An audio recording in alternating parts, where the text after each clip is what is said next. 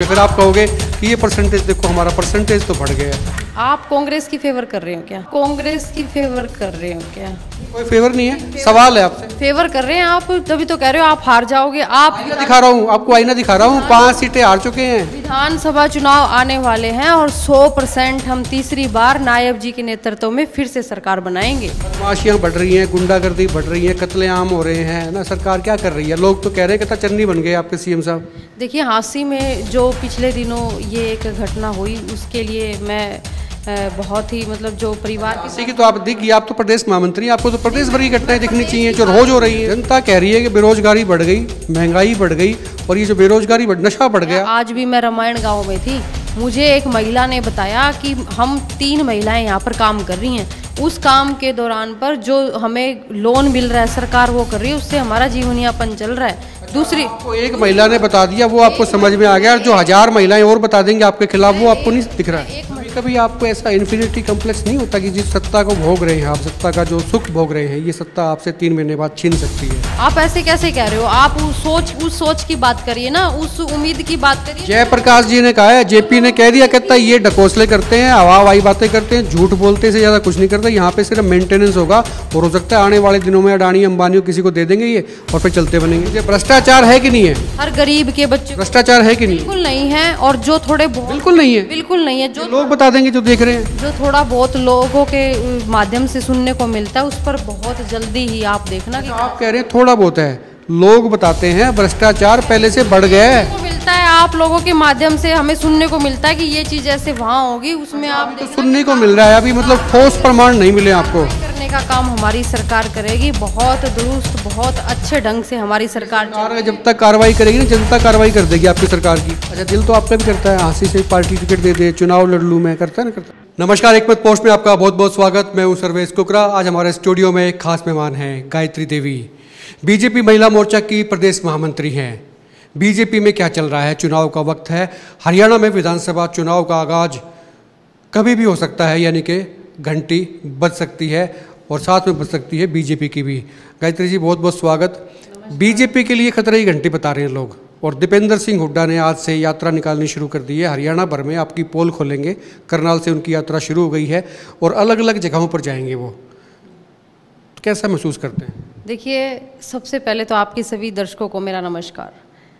कह रहे हैं कि हम वहाँ जाएंगे, हम यात्रा शुरू करेंगे, हम अपने हलकों में जाएंगे, हम सम्मेलन करेंगे। मैं एक चीज़ कहना चाहती हूँ आपको कि हमारे जो लगभग सम्मेलन हो रहे हैं उनकी कॉपी कर रहे हैं। ये कहते हैं ना, कॉपी टू ऑल।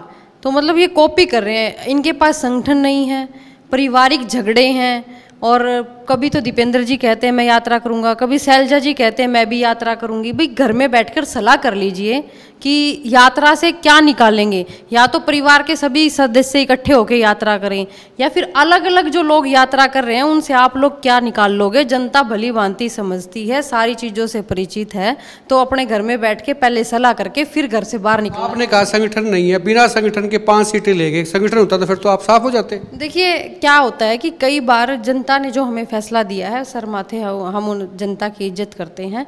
और मैं एक बात आपको कहना चाहूँगी कि जिस परसेंटेज में हम पिछली बार थे, उससे ज़्यादा परसेंटेज वोट हमारी लोकसभा चुनाव में आई हैं। लेकिन कुछ कारण जो हमारे रहे, उन कारणों को हमने दुरुस्त करने का काम किया है। लेकिन परसेंटेज ना विधानसभा चुनाव के बाद भी आप लेके बैठ जाना। जब आप हार जाओगे, काफ़ी सीटें आप गवा दोगे, खो दोगे, फिर आप कहोगे कि ये परसेंटेज देखो हमारा परसेंटेज तो बढ़ गया है। आप कांग्रेस की फेवर कर रहे हो क्या? कोई फेवर नहीं है, सवाल है आपसे। फेवर कर रहे हैं आप, तभी तो कह रहे हो आप हार जाओगे। आप दिखा रहा हूँ आपको, आईना दिखा रहा हूँ। 5 सीटें हार चुके हैं। विधानसभा चुनाव आने वाले हैं और 100% हम तीसरी बार नायब जी के नेतृत्व में फिर से सरकार बनाएंगे। बदमाशियाँ बढ़ रही हैं, गुंडागर्दी बढ़ रही है, कत्लेआम हो रहे हैं ना। सरकार क्या कर रही है? लोग तो कह रहे हैं कि चन्नी बन गए आपके सीएम साहब। देखिए, हांसी में जो पिछले दिनों ये एक घटना हुई, उसके लिए मैं बहुत ही जो परिवार हाँसी की तो आप देखिए, आप तो प्रदेश महामंत्री हैं, आपको तो प्रदेश भर की घटनाएं दिखनी चाहिए जो रोज हो रही हैं। प्रदेश की बात तो हम कर ही रहे हैं, लेकिन हांसी मेरा क्षेत्र है, तो मैं उसमें आपको ये बात बताना चाहूँगी कि जो पिछले दिनों घटना हुई उसमें मुख्यमंत्री जी ने कड़ा संज्ञान लिया है। उसके बाद ही आप देखिए कि सोनीपत में जो गुंडे थे उनके खिलाफ कार्रवाई करते हुए एनकाउंटर किया गया। हादसे की घटना पे कड़ा संज्ञान, सोनीपत में पकड़े गए, हाँसी वाले कहाँ हैं? यहाँ भी पकड़े जाएंगे, पुलिस लगी हुई है, प्रशासन अपना काम कर रहा है। देखिए जो इस घटना को अंजाम देकर गए हैं वो व्यक्ति इतने शरीफ तो नहीं हो सकते कि जल्दी से उसमें आ जाए। पुलिस अपना काम कर रही है, प्रशासन अपना काम कर रही है, और सरकार ने कड़ा संज्ञान लेते हुए उन जल्द से जल्द प्रशासन को ये कार्रवाई करी है। जनता खुश नहीं है, जनता कह रही है कि बेरोजगारी बढ़ गई, महंगाई बढ़ गई, और ये जो बेरोजगारी नशा बढ़ गया, नशे के तस्कर जो हैं यहाँ पे काम कर रहे हैं। कुल मिला के आपकी सरकार का फेल्योर बीजेपी के नेताओं को, संगठन को नजर नहीं आ रहा क्या? आप लोगों के बीच में जाइए, आपको देखने को सुनने को मिलेगा कि किस तरह से हमारी भाजपा सरकार ने अच्छा काम किया। आज भी मैं रामायण गांव में थी, मुझे एक महिला ने बताया कि हम 3 महिलाएं यहाँ पर काम कर रही हैं, उस काम के दौरान पर जो हमें लोन मिल रहा है सरकार वो कर रही है, उससे हमारा जीवन यापन चल रहा है। दूसरी आपको एक महिला ने बता दिया, वो आपको समझ में आ गया, और जो 1000 महिलाएं और बता देंगे आपके खिलाफ वो आपको नहीं दिख रहा है। एक महिला की बात नहीं कर रही, उनके साथ कम से कम 200 महिलाएं जुड़ी हुई हैं, 200 परिवार जुड़े हुए हैं। आज मेरा उन लोगों से मिलना हुआ, उन्होंने बताया कि सरकार ने बहुत अच्छा काम किया। दूसरी, इसी तर्ज पर सीएससी सेंटर जिनसे रोजगार चलता है महिलाओं का, उन्होंने उनके परिवार को ये प्रावधान हमारी सरकार ने ही करवाया है। पिछली सरकारों को उठा के देख लीजिए कि कितनी योजनाएं चलती थी, कितनी धरातल पर थी और कितनी ऊपर थी, सिर्फ कागजों में थी उनकी योजनाएं। आज हर व्यक्ति लाभ उठा रहा है। कभी कभी आपको ऐसा इन्फिनिटी कम्प्लेक्स नहीं होता कि जिस सत्ता को भोग रहे हैं आप, सत्ता का जो सुख भोग रहे हैं, ये सत्ता आपसे 3 महीने बाद छीन सकती है? मैं तो संगठन की पदाधिकारी हूँ और संगठन का काम 24 घंटे चलता है और निष्ठावान से अपने संगठन का काम करती हूँ। आप जो सत्ता की बात कर रहे हो, ठीक है, हम सरकार की, हमारी सरकार है, भाजपा की सरकार है, लेकिन हम आज भी ग्राउंड लेवल पर रहकर एक कार्यकर्ता की तरह काम करते हैं। हिसार में आपके पहले खट्टर साहब थे सीएम साहब, उन्होंने 2 बार उद्घाटन किए, फिर सैनी साहब आ गए, नायब सैनी भी आ गए, वो आ गए, अब इस पे जहाज उड़ा देंगे। लोगों को लगता है कि एक बार हो सकता है कि आप कोई ना कोई चार्टर्ड को ले आएँ यहाँ पे, और फॉर द टाइम बिंग जो है ना आपकी यहाँ से लैंडिंग या जो है टेक ऑफ हो जाए। लेकिन ये कब तक करते रहेंगे? मतलब यहाँ की कोई फिजिबिलिटी है नहीं।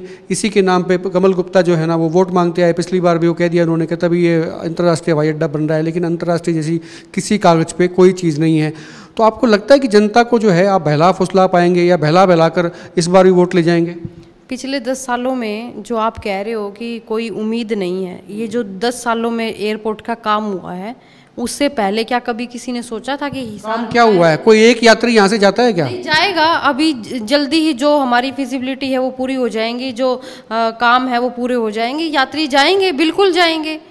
आप ऐसे कैसे कह रहे हो? आप उस सोच की बात करिए ना, उस उम्मीद की बात करिए। जयप्रकाश जी ने कहा है, जेपी ने कह दिया, कहता है ये ढकोसले करते हैं, हवाई बातें करते हैं, झूठ बोलते से ज़्यादा कुछ नहीं करते। यहाँ पे सिर्फ मेंटेनेंस होगा और हो सकता है आने वाले दिनों में अडानी अंबानी किसी को दे देंगे ये, और फिर चलते बनेंगे। देखिए क्या होता है ना कि सबकी अपनी राजनीतिक सोच होती है, और जो व्यक्ति बात करता है वो अपनी सोच के अकॉर्डिंग करता है। मैं एक बात जानती हूँ कि भारतीय जनता पार्टी की सरकार ने ग्राउंड लेवल पर रहकर ऐसे ऐसे व्यक्तियों के काम किए हैं जो लोग ये कहते हैं कि हमारी अपने आप पेंशन बन जाती है, अपने आप हमें योजनाओं का लाभ मिल रहा है, अपने आप हमारे बच्चे नौकरी लग रहे हैं, बिना खर्ची और बिना पर्ची के हमारे बच्चे नौकरी लग रहे हैं। बिना खर्ची बिना पर्ची से याद आ गया, आपने जयप्रकाश का हमारा इंटरव्यू चला के सारे स्क्रीन तोड़ दी, फेसबुक पे इतना दौड़ा दिया, इतना चला दिया। नायब सिंह सैनी ने भी हमारा इंटरव्यू शेयर किया जिसमें उन्होंने पर्ची की बात स्वीकार की थी, लेकिन जनता ने एक भी नहीं मानी, जयप्रकाश को जिता दिया।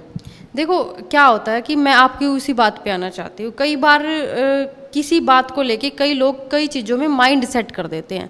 जो ये चुनाव की अब की बात हुई, इसमें वोट % आप देखेंगे तो हमारे ज़्यादा है, लेकिन उसमें आप देखिए कि जो हमारे रणजीत जी थे वो उन्होंने बहुत मेहनत की, भारतीय जनता पार्टी के हर कार्यकर्ता ने मेहनत की, और मेहनत का ही नतीजा है कि हमें वोट आए हैं। ऐसा नहीं है कि हम बहुत बड़े मार्जिन से हारे हैं, हम थोड़े से मार्जिन से हारे हैं, और इस हार को हम अपनी हार नहीं मानते। क्यों? क्योंकि लोगों ने जितना उनको प्यार प्रेम आशीर्वाद दिया है उतना हमें। इस हार को फिर आप क्या मानते हैं? मतलब इस हार की हार को अगर हार ही नहीं मानते हैं, विषय को अलग रूप देना चाहते हैं, मैं वो उस रूप पे नहीं जाना चाहती, मैं एक चीज़ पे जाना चाहती हूँ। तो गायत्री जी ये है कि आपके रणजीत सिंह चौटाला आपको मोदी के नाम का वोट भी मिला, देवीलाल की लेगेसी का वोट भी मिला, आपके यहाँ की जो लीडरशिप थी उसका ही वोट मिला कलेक्टिव। लेकिन जब विधानसभा चुनाव आएंगे ना तो वो लेगेसी होगी, ना कुछ और होंगे, ना मोदी जी का नाम होगा। भारतीय जनता पार्टी के कार्यकर्ता ने मेहनत की और भारतीय जनता पार्टी की सरकार ने काम किया, उस पर वोट मिला है। आप ऐसा बिल्कुल भी नहीं कह सकते। देखिए कई बार क्या चीज़ें होती हैं कि कुछ व्यक्ति एक झुंड बनाकर बैठे हैं और वहाँ पर बातें चल रही हैं और उसमें एक माइंड क्लियर होता है कि ये व्यक्ति ऐसा है, एक व्यक्ति दूसरे व्यक्ति को समझाने में कामयाब हो जाता है। ये समझाते हैं इधर के उधर, ये समझ जनता को नहीं आती। लेकिन झुंड की जो आप बात कर रहे हो ना, ये तहसील में जाके देखें, झुंड के झुंड है, भ्रष्टाचार का गैंग है, वहाँ पे दलाल घूमते हैं, उस पर कब अंकुश लगाएंगे? विधानसभा चुनाव में देखना आप कि भारतीय जनता पार्टी तीसरी बार सरकार बनाएगी और भ्रष्टाचार पर जितना अंकुश भारतीय जनता पार्टी की सरकार ने लगाया है आज तक किसी ने नहीं लगाया। सिंपल सी बात है, बार की बातें देखिए आप, नौकरियां बिकती, सिंपल सी बता दो मुझे, भ्रष्टाचार है कि नहीं है? हर गरीब के बच्चे भ्रष्टाचार है कि नहीं? बिल्कुल नहीं है। और जो थोड़े बहुत बिल्कुल नहीं है, बिल्कुल नहीं है, जो लोग बता देंगे जो देख रहे हैं, जो थोड़ा बहुत लोगों के माध्यम से सुनने को मिलता है उस पर बहुत जल्दी ही आप देखना कि आप कह रहे हैं थोड़ा बहुत है, लोग बताते हैं भ्रष्टाचार पहले से बढ़ गया है। मिलता है आप लोगों के माध्यम से हमें सुनने को मिलता है कि ये चीज ऐसे वहाँ होगी, उसमें आप तो सुनने को मिल रहा है अभी, मतलब ठोस प्रमाण नहीं मिले आपको। करने का काम हमारी सरकार करेगी, बहुत दुरुस्त बहुत अच्छे ढंग से हमारी सरकार जब तक कार्रवाई करेगी ना, जनता कार्रवाई कर देगी आपकी सरकार की। नहीं, कोई कार्रवाई नहीं करेगी। आप भी यही हैं, मैं भी यही हूँ और जनता भी यही है और जनता हमें आशीर्वाद मन तो आप लोगों के माध्यम से देख रही है और तीसरी बार फिर से भाजपा सरकार बनाएगी। जब तक देखिए आप कमी नहीं मानेंगे ना, आप ये नहीं मानेंगे भी हाँ भ्रष्टाचार तो बढ़ गया है, ये आप कहिए ना, आप अंकुश नहीं लगा पा रहे हैं, आपकी व्यवस्थाएं ठीक नहीं है। बहुत जल्दी ही आप देखना कि जो थोड़ी बहुत चीजें इधर उधर हो रही हैं उनको जल्दी ठीक करने का प्रयास। अच्छा, दिल तो आपका भी करता है हाँसी से पार्टी टिकट दे दे, चुनाव लड़ लूं मैं, करता है ना? करता है। देखिए भारतीय जनता पार्टी की कार्यकर्ता हूँ, संगठन की कार्यकर्ता हूँ और मुझे विश्वास है कि मेरी पार्टी मेरे ऊपर बिल्कुल विश्वास जिताने का काम करेगी। जी, तो मतलब किस पे विश्वास है आपको? मतलब यहाँ तो अच्छे विश्वास जिनको था, जिन्होंने तैयारी करके जो लोकसभा में, उनको घर बैठा दिया पार्टी ने। लोकतंत्र में अधिकार सबको है चुनाव लड़ने का। मैं दिन रात लोगों के बीच में रहकर अपना जो उनके सुख दुख में शामिल होने का काम करती हूँ, बाकी पार्टी का काम है और मुझे मेरे संगठन पर विश्वास है कि यहाँ तक पहुँचाया है, आगे भी लेकर जाएगी। शुक्रिया बात करने के लिए। गायत्री देवी थी। और भ्रष्टाचार के मुद्दे पे ये कम मानते हैं कि भ्रष्टाचार बढ़ा है, आप खुल के कमेंट करें। लेकिन जहाँ तक सरकार बनाने की बात है, जिनका दावा है कि हरियाणा में तीसरी बार भी बीजेपी आ सकती है, कितना इत्तेफाक रखते हैं, खुल के कमेंट करें। और कांग्रेस जो यात्रा निकाल रही है, दीपेंद्र सिंह हुड्डा की यात्रा आज शुरू हो गई है। सैलजा भी अर्बन एरियाज़ में जो है यात्राएँ निकालेगी। इसका असर बीजेपी पर कितना पड़ता है, चुनाव पर कितना पड़ता है, ये भी आप बताएँ। आप देखते रहे एक मत पोस्ट। नमस्कार।